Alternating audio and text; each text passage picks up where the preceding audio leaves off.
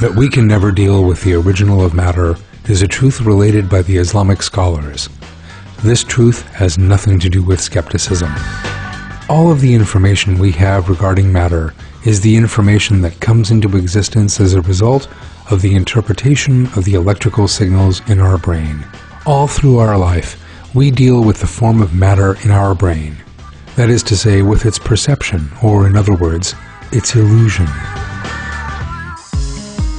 However, saying that matter is an illusion does not mean matter does not exist. Actually, matter does exist outside, but we are not in touch with the illusion of matter outside, but its illusion in our brain. This is a fact revealed both by science and Islamic scholars.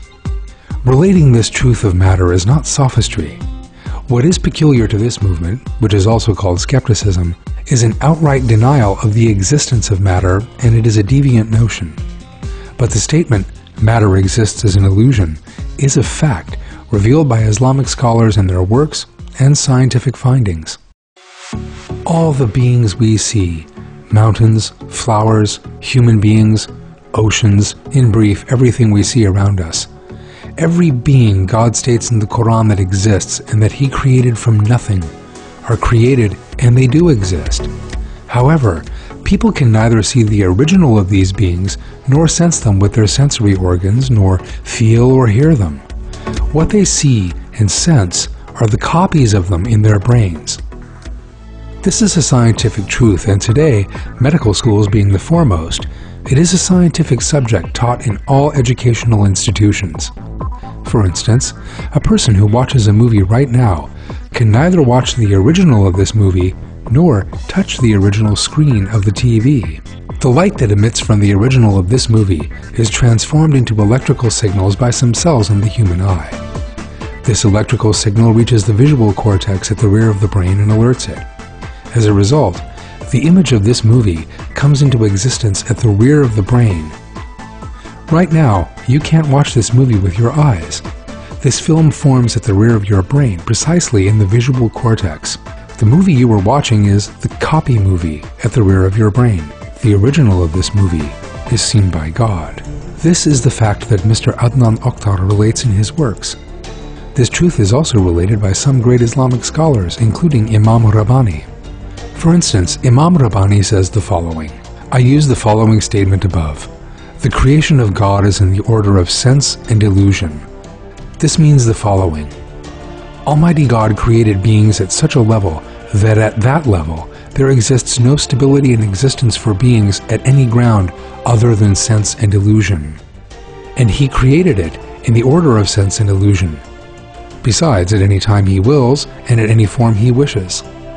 Outside, there exists nothing stable and existent other than the entity and attributes of Almighty God. As it is noticed, Imam Rabbani accentuates that the universe we see is at the level of sense and illusion. That is, we deal with the illusion of matter. While saying that matter is illusion, Imam Rabbani explains that the sole absolute existence is God.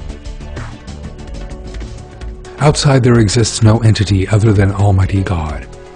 Maybe by the way Almighty God creates, things exist in the form of illusion. If an image is settled for it, that image is in the order of illusion. If it has any entity, it also comes into existence by Almighty God's artistry at the level of illusion. In brief, its constancy and image comes into existence in a single position. Its certainty and image are not in separate places. Muhyiddin Arabi explains the essence of matter in his book, Fusus al-Hikam, The Essence of Wisdom, as follows. We say, you need to know that beings other than God, or what is known as the universe, is, in proximity to God, like the shadow of a person. This being the case, beings other than God are the shadows of God. The shadow absolutely exists in the form of sense. The great scholar Imam Jafar Sadiq explains that all the information we have regarding the outside world consists of the information we have in the small visual cortex of our brain, with an erudite example. Abu Abdullah Imam Jafar Sadiq said, O Hisham, how many sense organs do you have? He said, I have 5 sense organs. Imam Jafar Sadiq said, which one is smaller than the others? He said, eyesight. Imam Jafar Sadiq said, what is the diameter of eyesight? He said, the size of a lentil or smaller than it. Imam Jafar Sadiq said, O Hashim, look around and explain to me what you see in front of you and above you. He said, I see the heavens, the ground, palaces, lands, mountains, and rivers. Imam Jafar Sadiq said, God, who is able to place all these entities into a lentil or something smaller than a lentil, can place all the world into an egg without downsizing the world or enlarging the egg.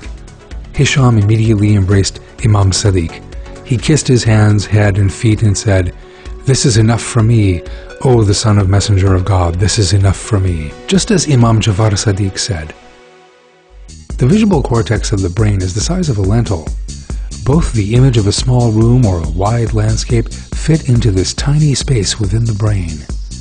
All the information a person has regarding what he calls his house, his car, his property, or beauty actually merely consists of the image presented to that person in this lentil-sized space. No one who has ever lived throughout history has ever seen the original of matter, that is, his house, his car, his property, and even his own body that exists outside his brain. He merely knows everything by the image God makes him see in his brain. To conclude, that matter is an illusion coming into existence in our brains does not render it non-existent, but it does provide us with information about the content of the matter with which we deal. This information is the fact that no person can ever be in touch with the original of matter. No doubt, this is a glorious manifestation of God's unique artistry of creation.